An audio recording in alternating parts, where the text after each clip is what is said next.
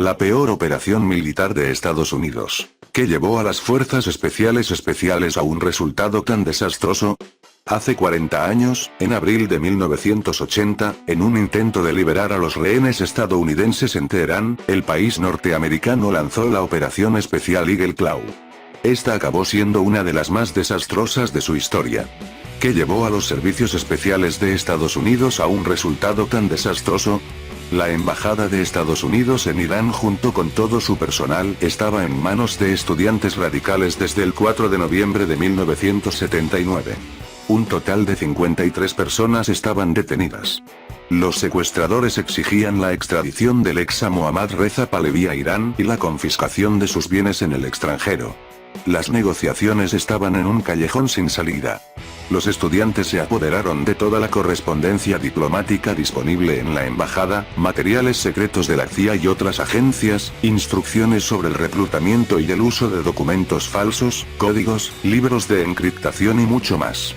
Fue una violación directa de todas las convenciones diplomáticas. Los edificios de las embajadas y misiones y el personal diplomático en principio son intocables.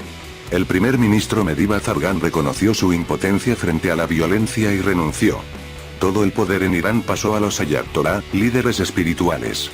El presidente de Estados Unidos en aquel momento, Jimmy Carter, decidió llevar a cabo una operación de fuerza para liberar a los rehenes tomados por Irán.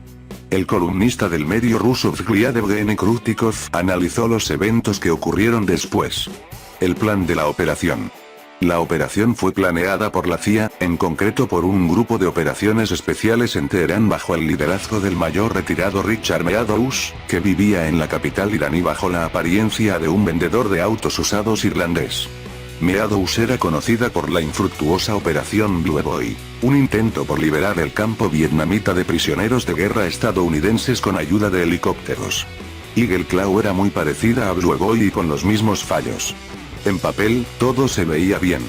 El grupo de fuerzas especiales Delta iba a ser llevado sigilosamente a una base en el desierto en el centro de Irán, a unos 370 kilómetros de Teherán, por un avión de transporte militar C-130 Hércules. Los helicópteros de un portaaviones que se encontraba en el Golfo Pérsico también debían volar hasta allí. Algunos de los aviones de transporte debían llevar combustible adicional para los helicópteros en contenedores de goma. Al día siguiente, las fuerzas especiales iban a volar en helicópteros repostados a otro punto de encuentro, a 90 kilómetros de la capital iraní. Los helicópteros debían acercarse aún más a Teherán en algún punto secreto y esperar una señal, cubiertos con redes de camuflaje. Las fuerzas especiales en 3 camiones Mercedes alrededor de la medianoche debían entrar en Teherán, acercarse al edificio de la embajada, neutralizar a los guardias, entrar y liberar a los rehenes. Luego, los rehenes con fuerzas especiales debían ser evacuados del estadio cerca de la embajada en helicópteros. En la madrugada del 26 de abril, los helicópteros con los rescatados debían volar 65 kilómetros al sur de Teherán hasta el aeródromo. Allí, a los rehenes los debían evacuar en aviones C-131, y a las fuerzas especiales, en los mismos C-130 Hércules, primero a Omán y luego a Egipto. Como plan de contingencia, 2 AC-130 Gunships, armados con cañones de gran calibre, estarían patrullando el cielo para poder proporcionar apoyo aéreo. ¿Qué tuvo de malo ese plan? De acuerdo con el columnista, el primer problema de este plan fue el hecho de que se establecieron 5 puntos de encuentro diferentes. Eran demasiados, según Krutikov, ya que cuantas más posiciones intermedias hay, más probable es que algo vaya mal en alguna parte. Segundo, como quedó claro más tarde, la CIA no tenía ningún dato real sobre el enemigo, ni es cociente intelectual o era información sobre el terreno. Así, se ignoró el hecho de que la capital iraní estaba repleta de puntos de control y muchedumbres de manifestantes. Por lo cual, era muy difícil que las fuerzas especiales pudieran entrar tranquilamente en Teherán y asaltar el edificio de la embajada, en aquel momento atestado de decenas de estudiantes armados hasta los dientes. Además, ninguno de los soldados que iría en estos camiones hablaba farsi ni tenía apariencia de iraní. De hecho, entre ellos hubo soldados afroamericanos y latinos. Otro ejemplo de la falta de información de Estados Unidos fue el aeródromo que eligieron para el aterrizaje de los aviones. Este fue construido por las tropas británicas durante la Segunda Guerra Mundial y desde entonces no se había usado. Sin embargo, por alguna razón no lograron ver la concurrida autopista que pasaba a unas decenas de metros del aeródromo. Tampoco la vieron los dos agentes secretos que aterrizaron allí en una avioneta ligera en una misión de reconocimiento pocos días antes de la operación. ¿Cómo empezó a ir mal? El primero de los 8 helicópteros cayó al agua por una razón desconocida, recién salido de la cubierta del portaaviones. El segundo se topó con una tormenta de arena, perdió su orientación y dio la vuelta.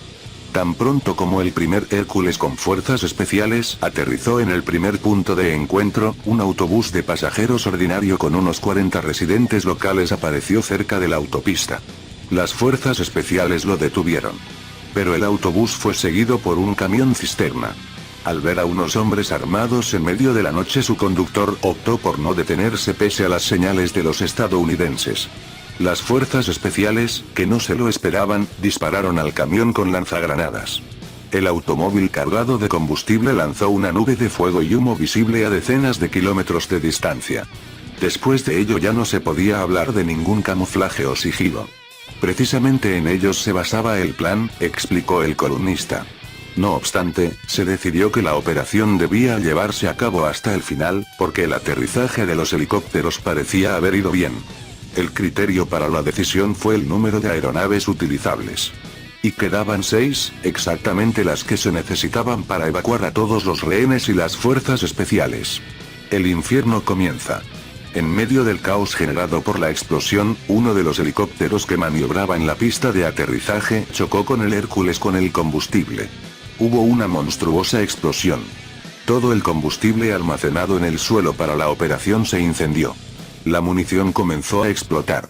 El grupo de militares que guardaba el perímetro alrededor del aeródromo creyó que habían sido atacados por los iraníes y abrieron fuego a discreción. Comenzó el pánico. El personal de los helicópteros se apresuró a esconderse abandonando toda la propiedad estadounidense, las armas y los propios helicópteros, violando todos los estatutos y órdenes conocidos, destaca Krutikov. Se dio la orden de evacuación urgentemente. El grupo se subió en el Hércules restante y abandonó el lugar de los hechos. 5 helicópteros permanecieron en tierra con mapas secretos, tablas, equipos y miles de dólares y de reales, la divisa iraní. Tampoco se llevaron los cuerpos de los fallecidos. Resultado de la operación. 8 pilotos murieron, el ejército de Estados Unidos quedó desacreditado, 5 helicópteros fueron a parar a las manos de los persas como treos, 2 helicópteros se perdieron y un Hércules quedó destruido, 130 millones de dólares fueron arrojados al desierto.